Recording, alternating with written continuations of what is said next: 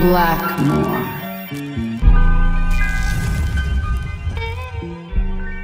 Welcome back to the stage of history. Something's a bit different, especially at this video. Big surprise, as you will.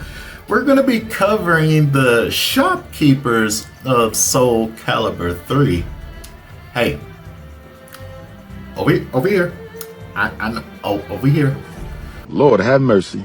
We must stay focused, brothers. But we're going to be covering the three shopkeepers and why I'm so intrigued in covering them, because this was when we were first introduced to the Creative Soul feature that ended up becoming a staple thing throughout the rest of Soul Calibur's history.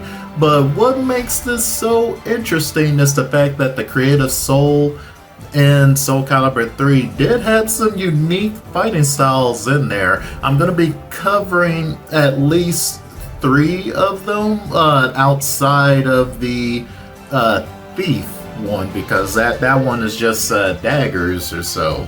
But I'm going to be covering Valeria, Lynette, and Haulin. So I hope you look forward to today's video, because this is a treat, y'all. We're going to be going over not only is there fighting style and weapon style, is it fantasy, or is there some truth to there, like just a little bit of real life influence in there? Let's find out.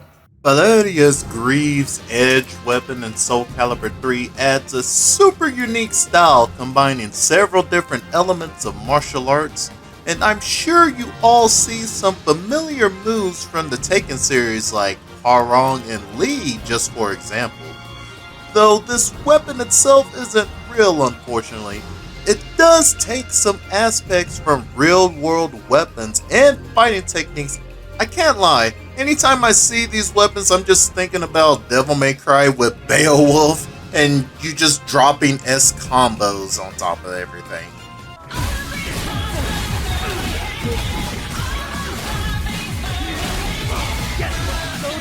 There are no direct real-world equivalents of the Greaves Edge's leg-based blades, but martial arts like Kalipayattu from India and Muay Thai's emphasized leg strikes, and some historical cultures have experimented with blades attached to the feet and legs. There may not be a direct real-world equivalent to the Greaves Edge blade, but martial arts like Kalipayattu, French Sabet, Taekwondo, and Muay Thai, so it is not too far-fetched out of reality of just seeing actual cultures out there that have attached blades to the feet or legs, like I mentioned before. Just unfortunately not to the extent of what you see with the Greaves Edge. Now, what catches my attention with Haulin is that yes, she does borrow some moves from Keelik's moveset and Bojutsu influence. She also has some Shaolin Gumshu and Monkey Staff techniques, especially due to that staff being heavily influenced by Sun Wukong, with some key moves of hers extending the reach and size of the staff itself.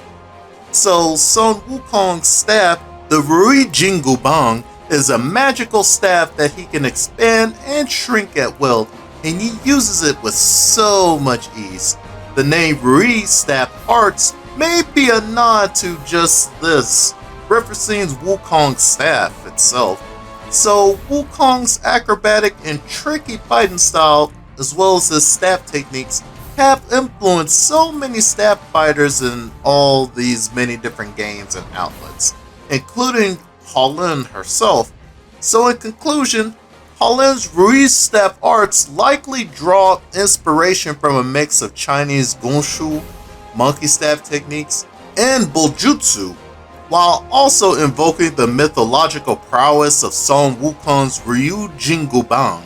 The weapon itself may not be real, but the martial arts behind its influence carries it pretty hard, I will say. Lynette's dual tambourine weapon style in Soul Calibur 3, I will say, is a pretty neat concept, blending instruments with combat. Sadly, there is no direct historical connection of any for this particular weapon.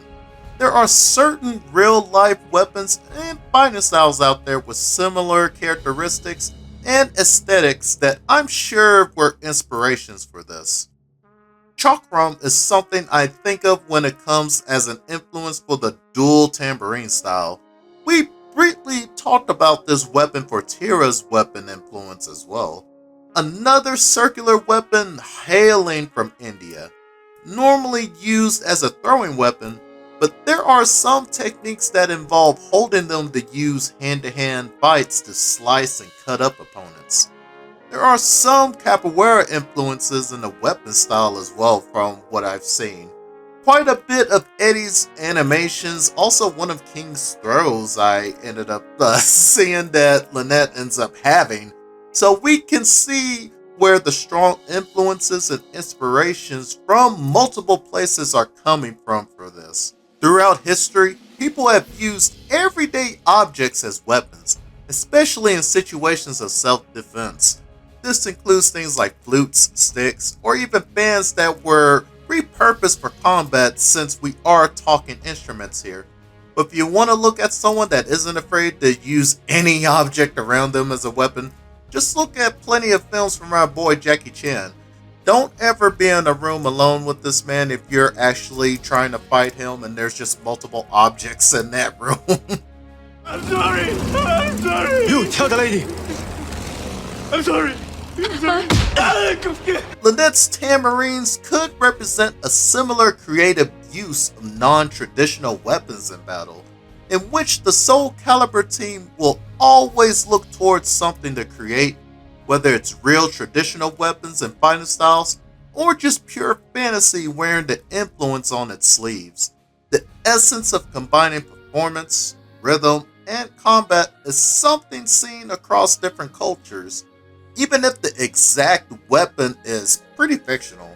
So I commend the team for putting out ideas outside of the usual status quo normals that you will see in a 3D combat weapon style game. So, what did you think with the 3 shopkeepers? It's quite interesting to me that seeing even just more of what the Project Soul team, well, the Soul Calibur team, what they've come up with over the many years throughout the series itself, of just covering all different weapons and even fighting styles, especially with what they use to draw inspiration for a lot of these fantasy style weapons or just fighting styles in general. So it's always a treat to me to just see how they put a spin on something.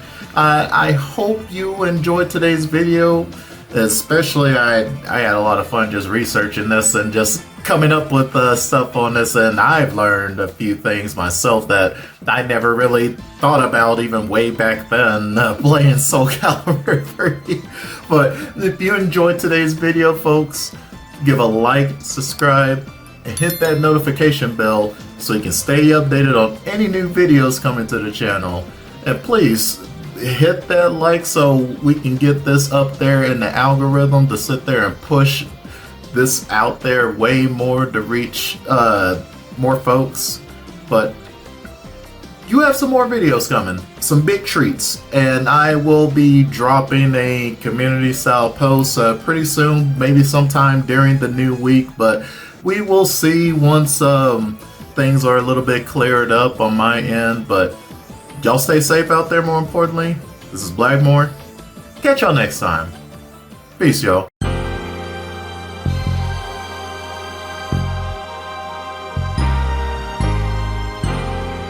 The study of Kung Fu fighting is ongoing. Don't ever hope to master all of them. So be careful.